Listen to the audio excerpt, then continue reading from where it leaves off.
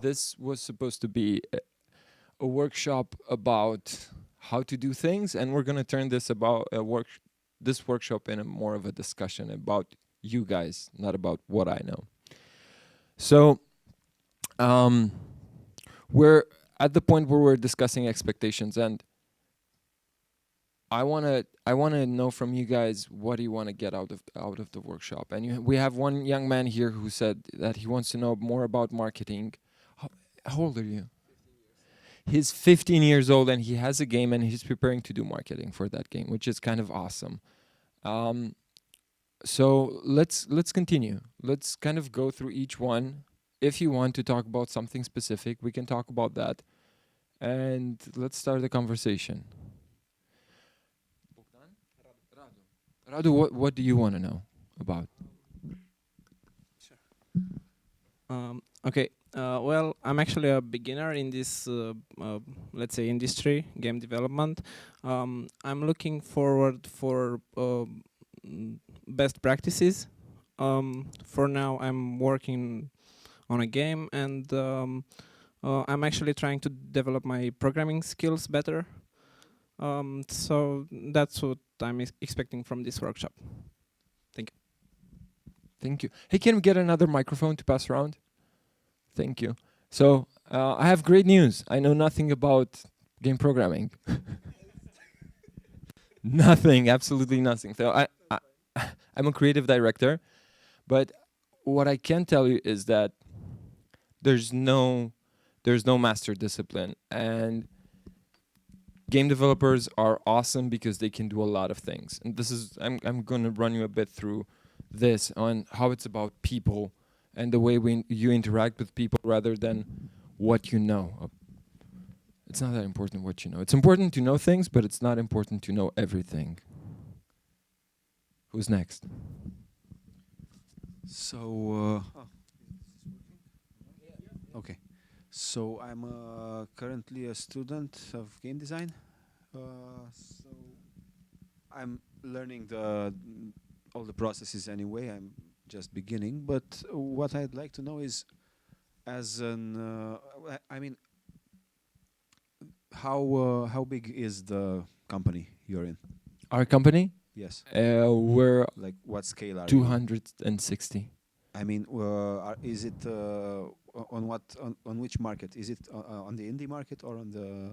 We're an independent company, Okay. but we are a service development agency. This is how we define ourselves. So we basically make games for other people. We're I a see, service because my company. question So was about budget.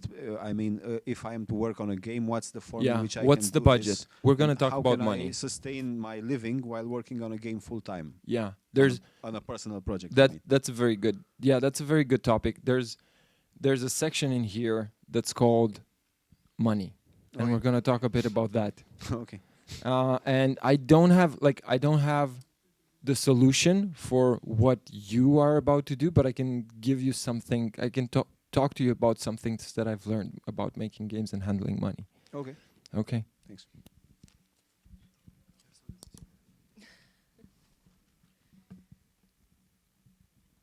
Hey, ciao. So I'm interested in seeing if there's any talk about having the right mindset when starting out as a game developer. Being like what motivates you, what keeps you going, just the healthy mindset to keep on going. What's the healthy mindset of a game developer? Yeah, exactly. I'm glad you're here because this is kind of what I'm trying to focus this around. I'm a lucky guy because I got to make a shit ton of mistakes. Basically, my career is 14 years of mistakes, but I got to learn a lot from that. And what you're going to see in the slides once we go through that is all about here's how these 14 years have shaped me as a game developer. And I think it kind of works the same for everybody. I don't think I'm a beautiful and unique snowflake in any way. So I think it applies to everybody. So yeah, welcome. I think you're going to enjoy this.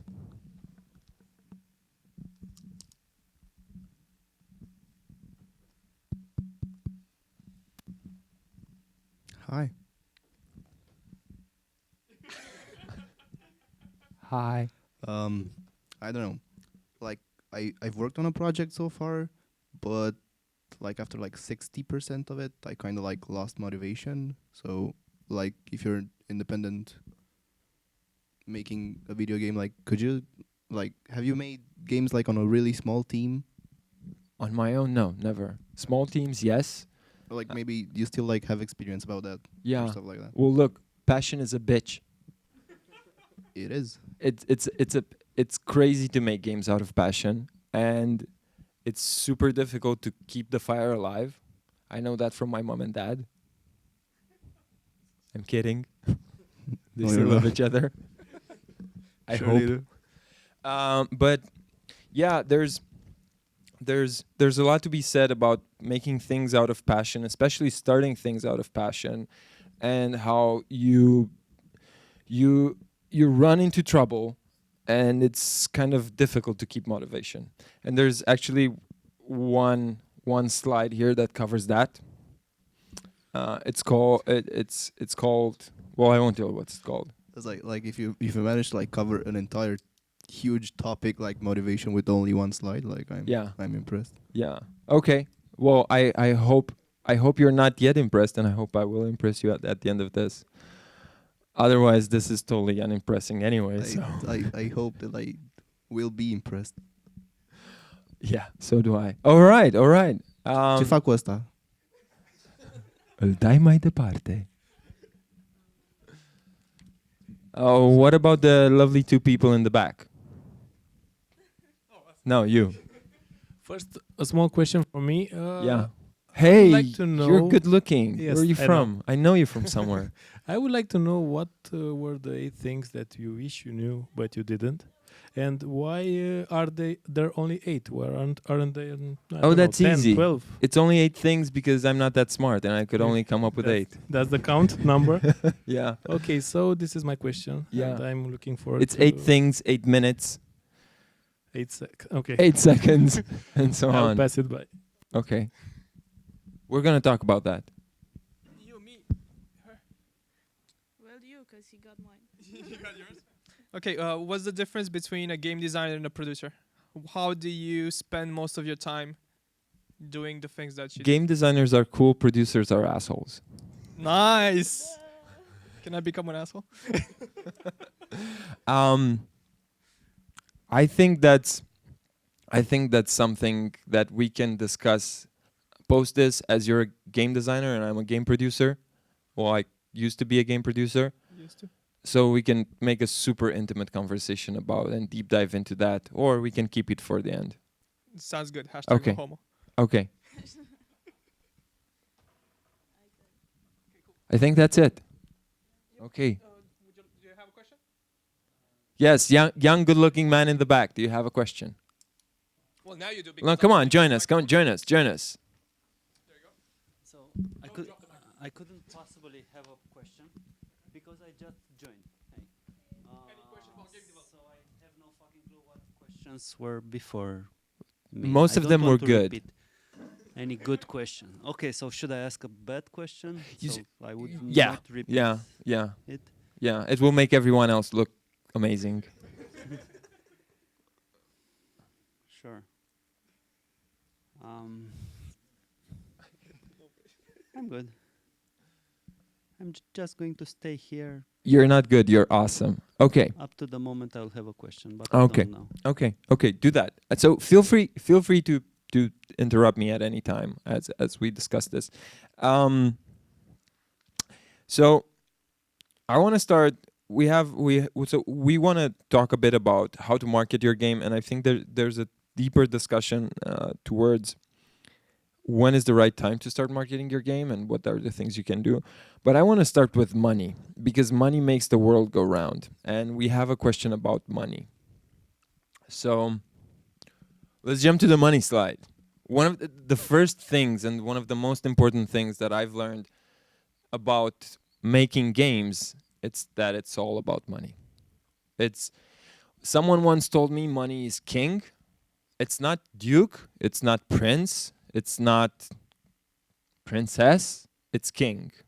And money is probably the most important resource that you will ever have in a project. I mean, think about it this way. If you run out of time, your game will be late eventually. If you run out of resources, and it's kind of ugly to call them resources, but if you run out of people, let's say that your lead developer leaves you, or your artist falls in love with someone else and he no longer wants to make games, he, she, it's fine. But if you run out of money, you're fucked, because there's no resources and there's no time. Without money, there's no resources and there's no time. And more than that, the secret 8.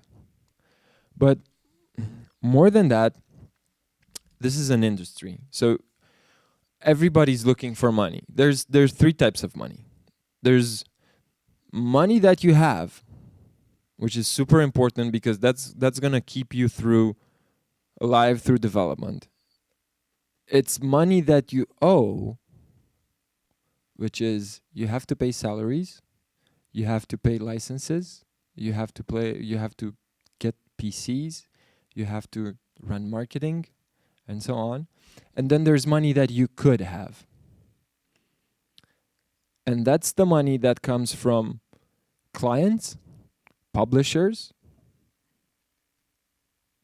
your family. But that's about it. That's about it. But the most important thing in all this is the money that you own. That's the most important thing. And I feel like in many ways,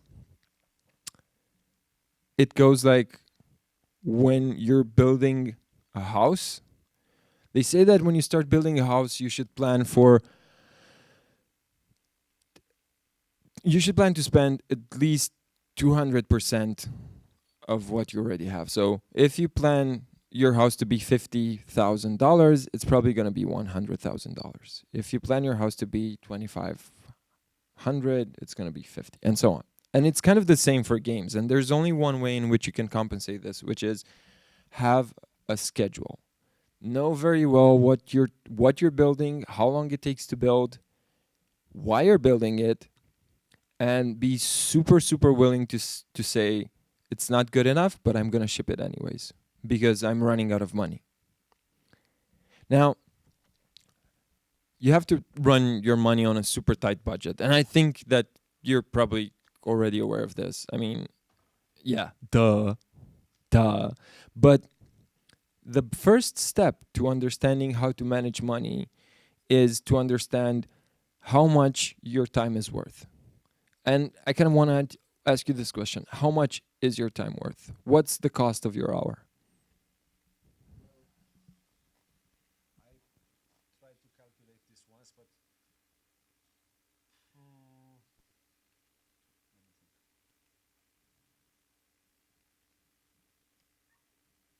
I have to make a monthly calculation. Yeah, it's your salary divided by 21 divided by 8. Easy. Right? But you can calculate that. That's the thing. You can calculate. And then based on your salary, you know how much your hour is worth. Now, you're going to have to make another calculation, which is how much is living worth for me, because you have to pay the bills, you have to eat, you have to go out, and so on.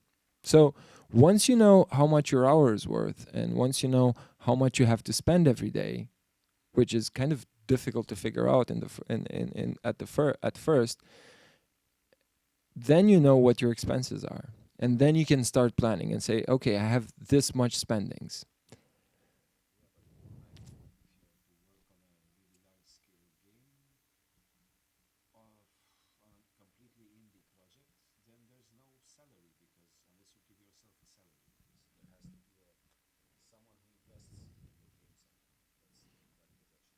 I will assume it's you.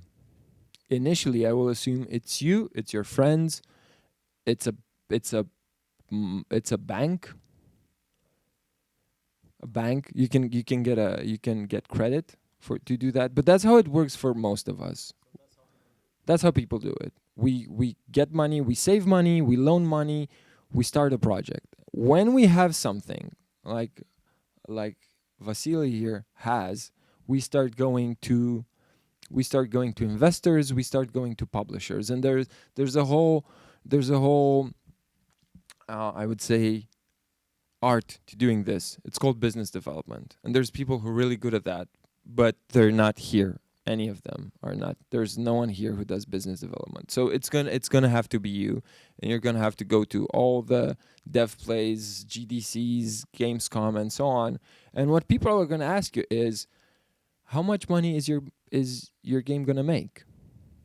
Because what happens in the brain of publishers is a very simple equation, which is pretty much the description of a successful game, which is this. It's super simple. It's average revenue per user divided by churn has to be bigger than CPI. I know. I know.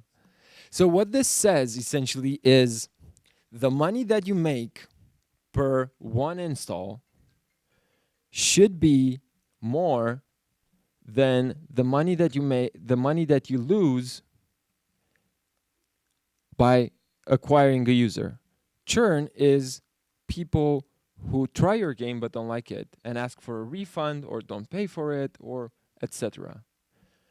Average revenue per user is what your user is going to pay in your game. So the way you should be thinking about this is, if it's a free game, then you have a monetization system behind it, which is going to tell you this is how much I'm going to make out of a user lifetime. And this is your average revenue per user. And if you divide that by the amount of people that go into your game and then get out because they don't like the game, then you have to make more money through that by how much you spend to acquire users. Because this is what publishers do essentially. Through marketing, through user acquisition, they pump users into your game. And they do that in free-to-play, and they do that in premium games as well. So they're essentially making sure that more people see your game, people that are willing, as far as they're concerned, to buy your game. And this is where the publisher money goes in.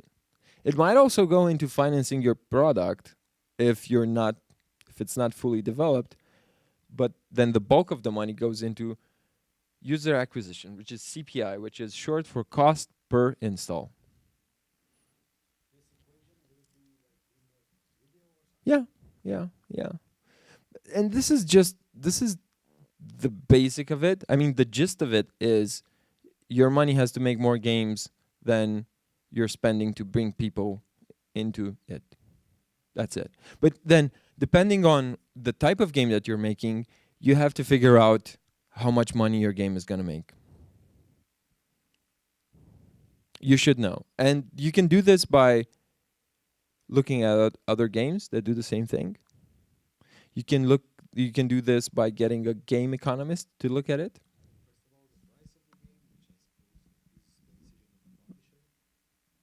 Well, it's a discussion, isn't it? Because you should know how much money you have to make with the game, because if you remember how we started, you should know how much your time is worth, and you should know how much money you're burning every day.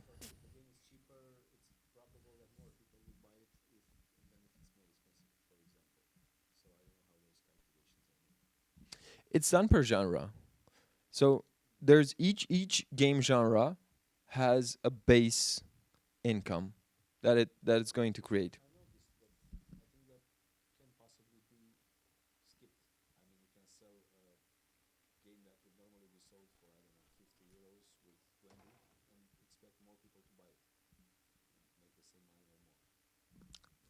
That can work. But then if I were to give you, so you're not thirsty, and if I were to give you, and you have, take this example, you have $100 in your pocket, and I'm gonna give you one drink that's $3, and it doesn't look impressive, and then one drink that's $5, and another drink that's $7. Which one are you gonna buy?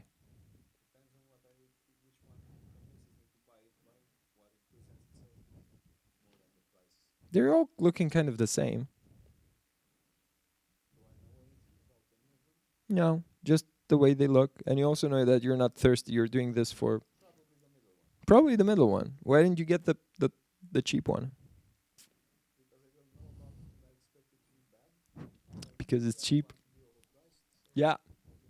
Yeah, it's a conundrum. It goes to prove that making things cheaper doesn't always mean that you're gonna sell them.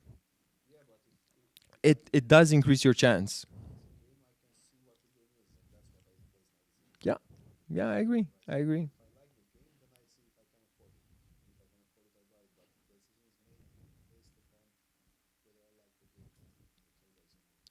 This is actually where free to play shines. This is what free to play figured out, and this is why it's so successful.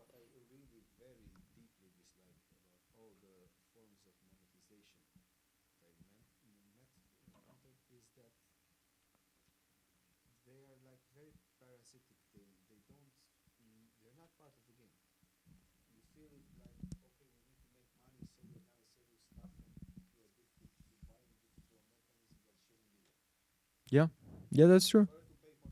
Yeah, but that's not a problem with free to play games. That's a problem with people who make free to play games.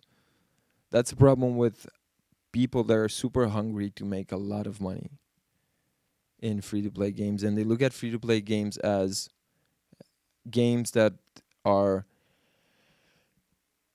producers of income, which a game is not. And it's not supposed to be that.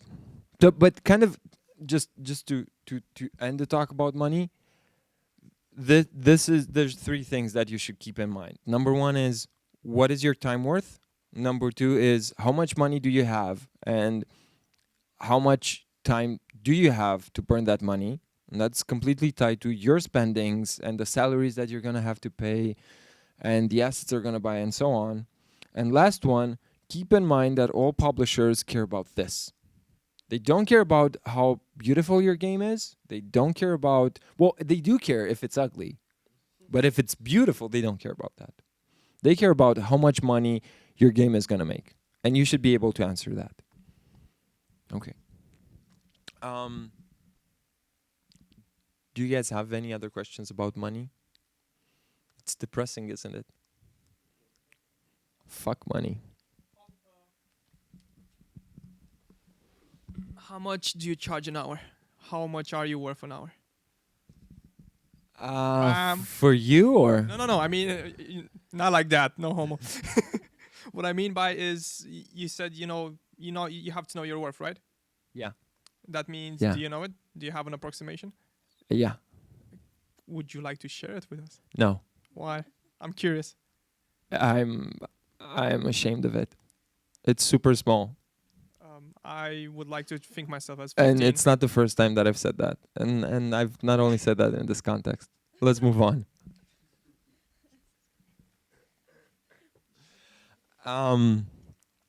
So okay, so let's talk a bit about systems and about marketing and why it's important to do marketing and why systems are important.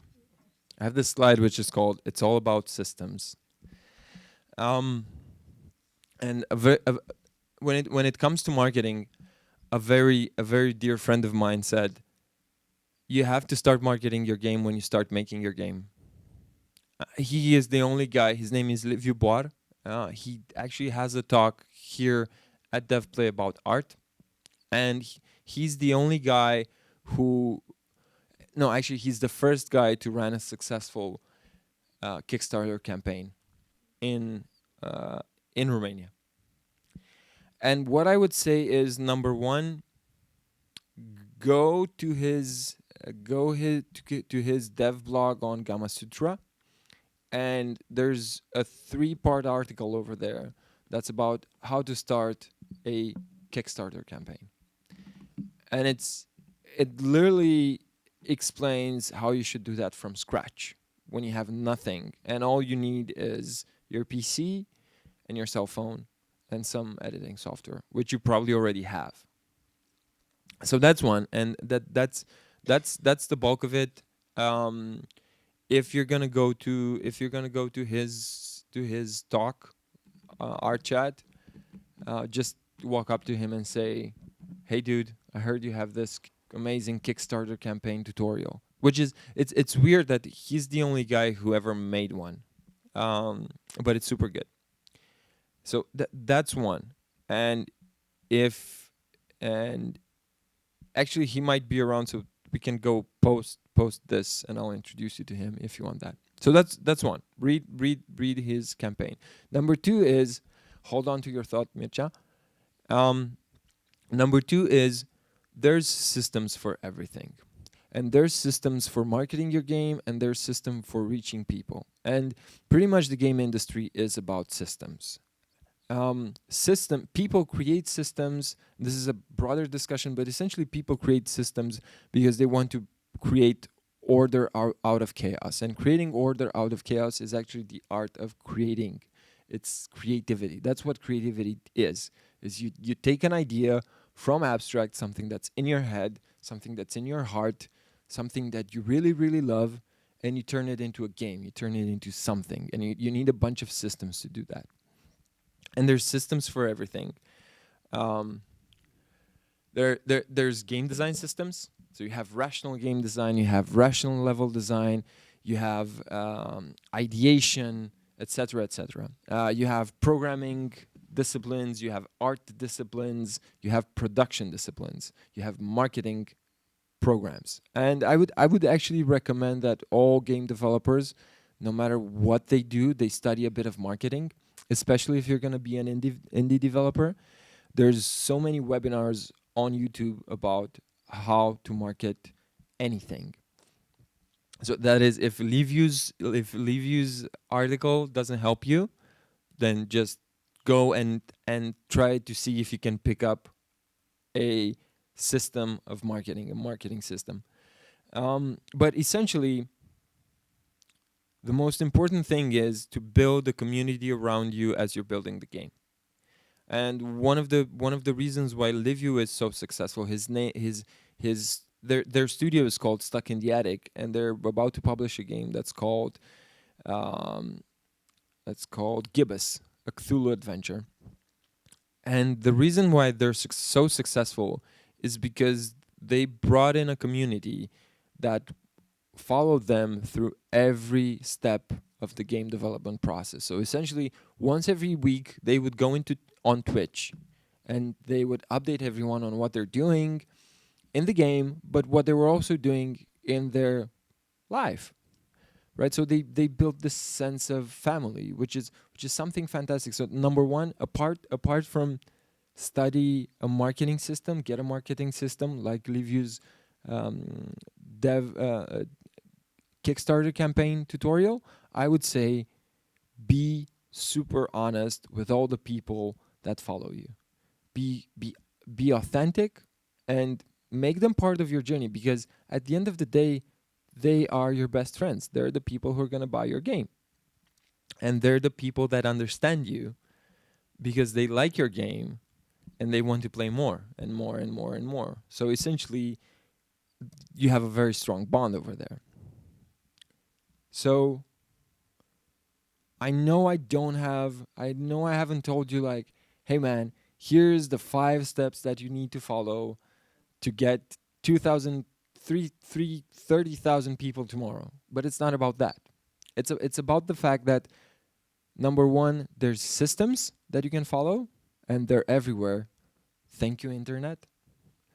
Number two, and you just start with marketing systems. You start with that in Google, and you're going to figure something out. There's specific tutorials, and there's people who have done it before. Liviu from Stuck in the Attic is one of them. He is one of the best guys in this side of Europe. And number three, when people start flocking to you, when you're starting to build a community, be super authentic. Just don't try to impress them. Tell them what you're doing, because they're going to love you anyway. I mean, you're a kid who's 15 years old and you're making a VR game. I don't know if I'm your first fan, but I will definitely be one of your biggest fans. So put yourself out there. just be sincere about it, and people will come. You want to know more? Do you have any more specific question? Okay. Okay. My pleasure. Mircea, you wanted to ask something? The tutorial. Leave you and Liviu Boar. It's thank you.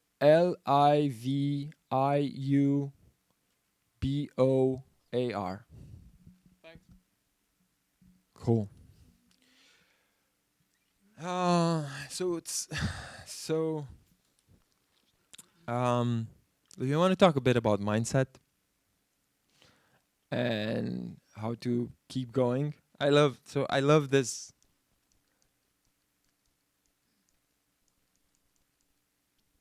I love this slide. And the one after it. And the one after that. And I love this slide that says success is a certainty, because it's such a big lie. And there's only one thing that is definitely true. Failure is a certainty. I mean, I've failed so many times, I don't even remember. And I couldn't, someone told me, I think when I was 22 or 23, I was with EA back then. And I had met, yes, I was with EA. I was flying home from London, and in a totally accidental manner, I met with the executive producer for the whole of EA Mobile. His name is Farshid. And I was a 20-something. I was a 20-something, essentially. I don't remember exactly my age back then, but I had just started in the industry. And this guy was basically God. So we spoke for about, I think, 5 minutes. Well, he spoke for about 5 minutes, because I was like, hi. And then he said, let's go for a drink, because he was flying to Bucharest. And so I said, okay. Come to think of it, it was super embarrassing. And one of the things that I learned from him, and it took me a while to really make this my own, but one of the things that he told me then is, be super fast to fail. And once you fail, be super happy that you failed it. And there's two considerations to that. The first one, let's talk a bit about fail fast, which is, you're going to hear old people say this a lot. Fail fast. Why the fuck would you want to fail? I'm in this for success. I'm in this for the money. I'm in this for the girls. I'm in this for...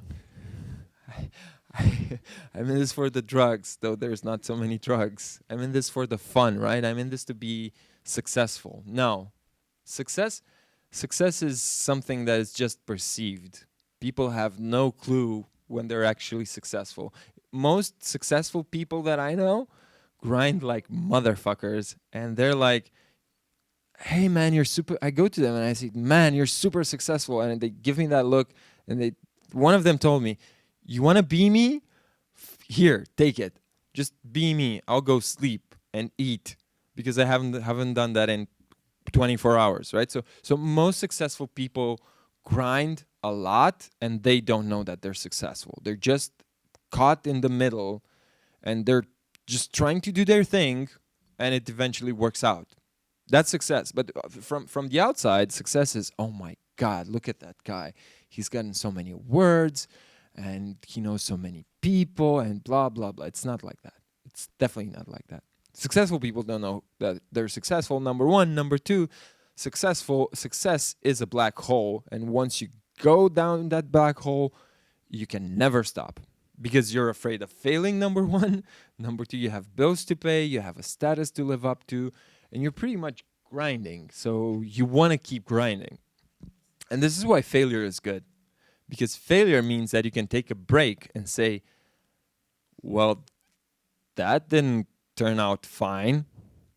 What could I get out of it? you don't learn anything out of success because you don't have the time to learn it. You just have to do stuff. Failure is the best. Failure is essentially our best friend because it teaches us how to get better at things.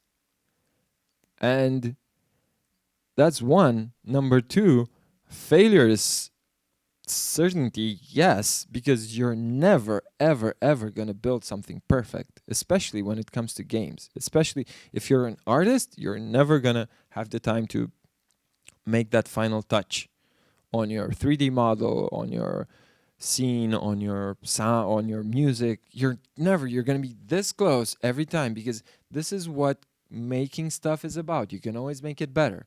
So you're always failing. You're always failing less, which is something super important. But you're always failing, and you're learning from that, which is good. Number two, success has so many shapes to it. There's critical success, there's commercial success, there's just pure personal success. So let me give you an example. If your game, most games that are commercially successful are, for a lot of people, commercial pieces of crap. You know that? You know what they say about rock bands? They turned commercial. I hate their last album. They turned commercial. They sold 20 million albums. Yes, they're successful, but then there's people who perceive it as a total failure because they're no longer. Metallica's album sucks. It's no longer the way they used to be. They're no longer like they were in Ride the Lightning. That was 30 years ago. So you're always going to fail. If you have commercial success, you're probably going to fail some people anyway because they simply hate you because you're successful. There's people like that. Number two, if you have a critical success, well, it's a reason why it's called critical success, right? It's because it's not a commercial success. If it's a personal success, well, it's not a critical success and it's not a financial success. It's a personal success. So what I'm saying is you're always going to fail anyway. So you might as well enjoy it and have fun with it and embrace it because it's going to keep you going. And kind of going back to the mindset, that's one. Now, that doesn't always work. You cannot always celebrate fail because we've been taught since kindergarten that failing is bad. You're going to get a bad grade. Bad, bad, bad. So it's kind of hard to wrap your head around that, especially as an adult. You've been spending most of your formative years being taught that failure is bad. And this is where the second part comes in, which is discipline.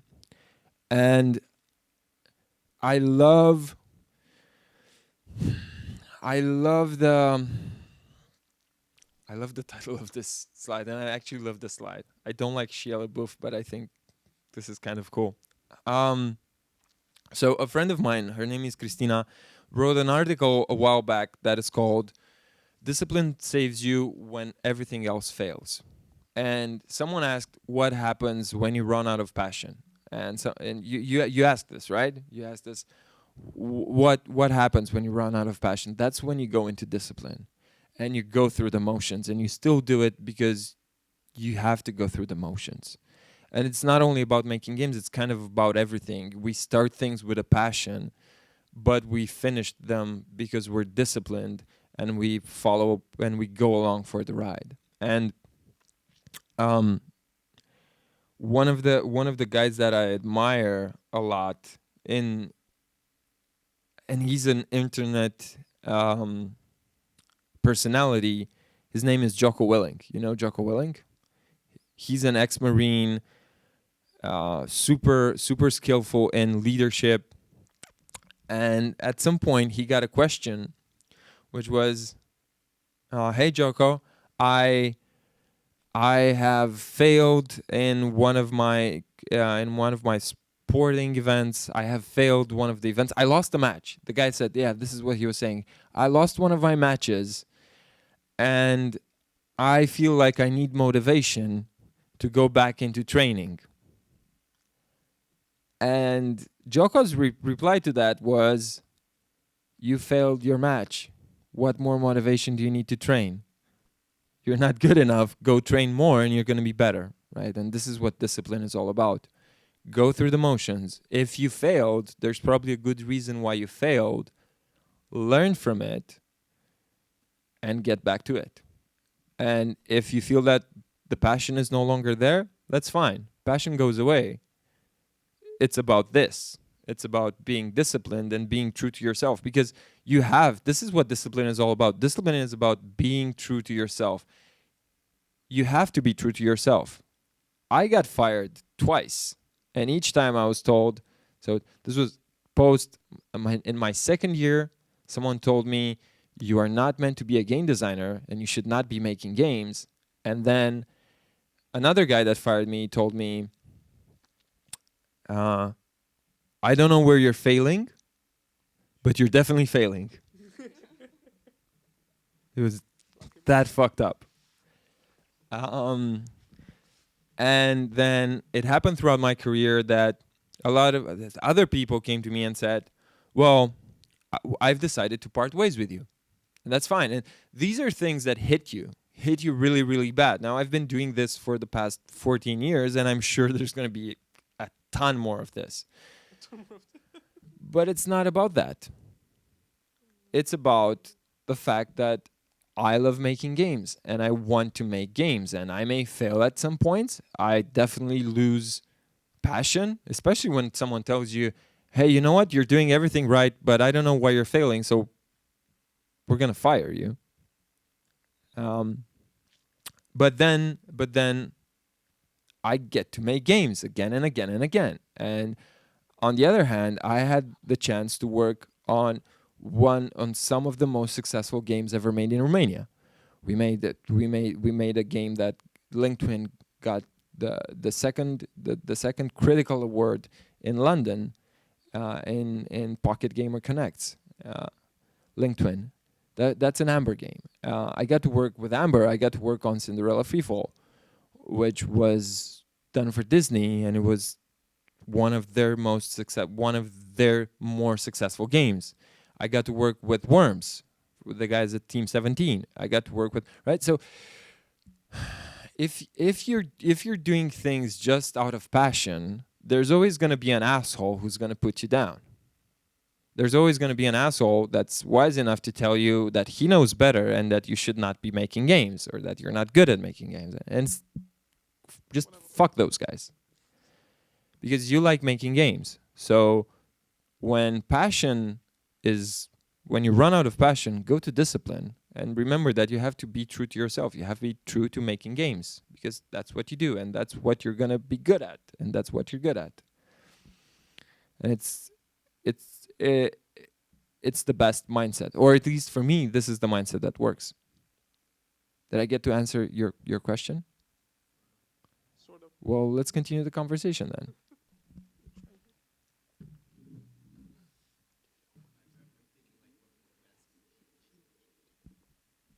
Ha.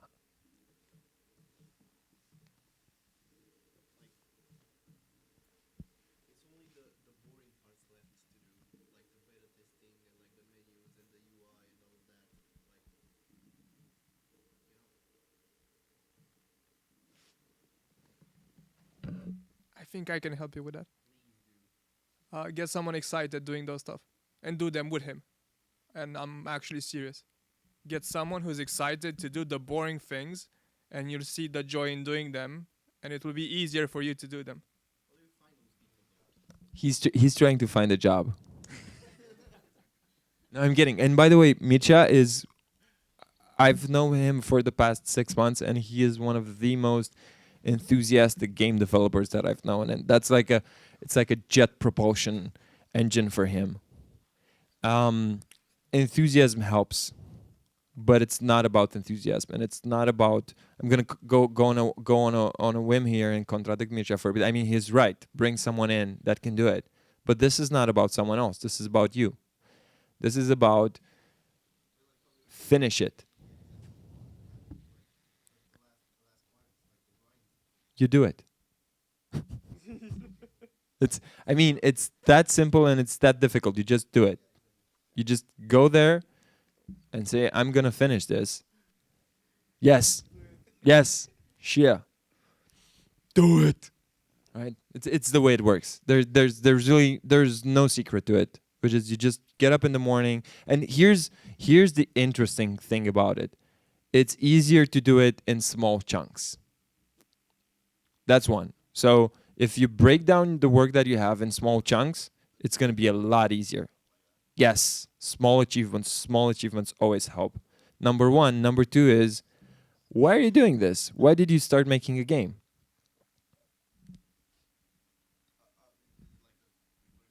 No, it's not. I'm really curious. Why did you start making a game?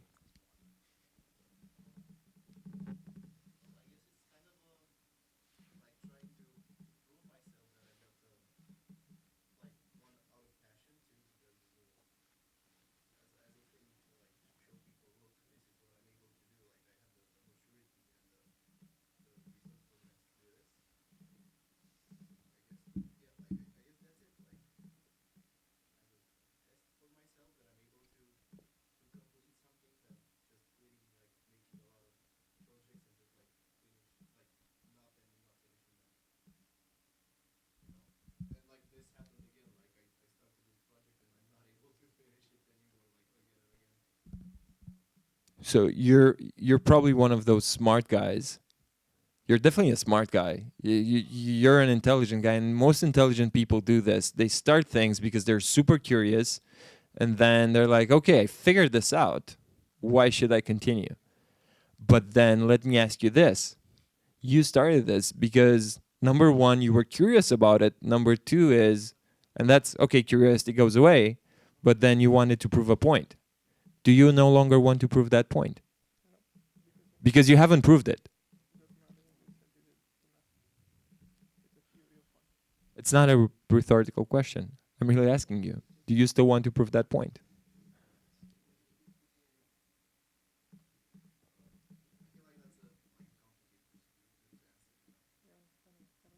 It is. It is. But the answer is simple. It's yes or no. Well, there's the door, young man. Get cracking. No, no, I'm kidding. I'm kidding. It's especially with really intelligent people. It happens that I was about to say we fall, but I'm gonna say you fall down. I'm so happy that I'm not a smart man. We fall into analysis paralysis. You know what analysis paralysis is? Why am I doing this? Is there a meaning to life? Do I really want to finish this game? Can I do better? So on. No, fuck it. Just do it. Finish it. Finish it. Find a publisher. Give yourself another goal. Find a publisher because it might be a good game.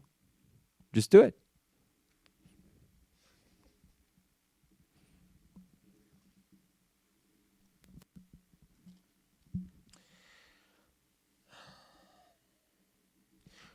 Best practices. We wanted to talk a bit about best practices, and I don't know. Oh shit! We're hungry. I know. You want to stop now? We can stop now, or we can take another 5 minutes to talk about best practices. And we spoke a bit about systems, and I think one of the more important things for me is understand all the systems. Anyone can teach you something about a system. Systems create order. And I will not go more into that, but what I would say is that the best practice that I've found so far to work for me is it's not about you, number one. Number two, it's not about games. It's not about the platform. It's about the people. And it's about the people who make the game. That's the most important thing. I think that was the biggest revelation that I had. I used to think that I'm a smart man, and I'm not. And I'm super happy because I realized there's a lot of smart people out there that I can make games with. And it's weird. Most people that go into the gaming industry don't make it for the money. They go in the gaming industry because they want to make games. I don't get it. I don't understand why they work like that. It's weird. Most people get a job because they need a job. People in the game development industry get a job because they want to make games. and they want to be good at making games. There's an amazing book by Dan Pink, which is called The Science of What Motivates Us. And he talks about how people from a certain point on no longer care about the reward, but they care about being good at something. And most people in the game development industry are doing literally this. They're making games because they're good at making games. Now there's also people who are doing it for the money, but if you're doing it for the money in the game development world, you're a sad fucker, because it's moving so fast and there's so much risk involved that if you don't enjoy it, there's no middle way. You're gonna hate it. You're always gonna hate it. So I would say best practices are important, but more important than best practices, find the best people. And it's not about finding the best people in the industry. It's about finding the best people that work with you. There's a lot to say about team chemistry, and there's so many examples of projects that should have been amazing where top talent was hired and they never published a game. And you never hear about that. I mean, you hear about the Diablos of the world, you hear about the StarCrafts, you hear about the best practices behind Battlefield, the best practices of EA, the best practices of Ubisoft, but no one talks about the teams that failed. No one. Because there's nothing to talk about. And it's usually very talented people that fail. And this is the weird thing about it. It's not about being good. It's about being good as part of a team. It's about being a good wheel in a system. And it's definitely not about you. The weird thing about game development is that there's no master discipline. You can be the best developer out there, the best programmer out there. If you don't have people to make art, game design, sounds, marketing, you're fucked. Or you can buy them, but still, right? And then you can be the best game artist, but without game design and game developer, you're just a visual artist. Why?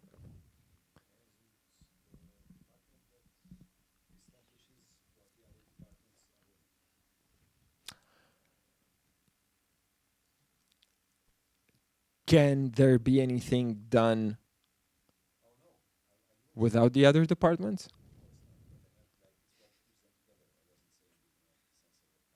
Yeah, yeah. I think you touched the most important thing. It's not a hierarchy. Yes, there's a system. Yes, there's bigger wheels and smaller wheels, and there's definitely a point where everything starts, and that's actually before game design. That's the game vision. And since we were talking about early on about systems, there's ideation systems that make sure that you have a vision that goes into game design, that goes into development. Yes. Yes, there's KPIs to check your vision against. And it involves marketing, and it involves market studies, and it involves innovation, and it involves all that. I know a cool guy. His name is Gabriel Stancu, and he did a talk about ideation at Dev.Play 2016. It's online, and if you want to spend 5 minutes after this, I can tell you all about what ideation is and where you can find more resources. But it's like you said it. There's no hierarchy. It's cogs of a system that work together. And that's great. And if the cogs are working together fine, then you're going to make a successful game. If not, you're going to be one of those teams that no one talks about, essentially. No matter how good the best practices that you have, no matter how good the systems that you have in place are, it's not about that. It's about the people. And I would end on that. If you guys don't have any more questions, I declare this workshop successful. Thank you, people.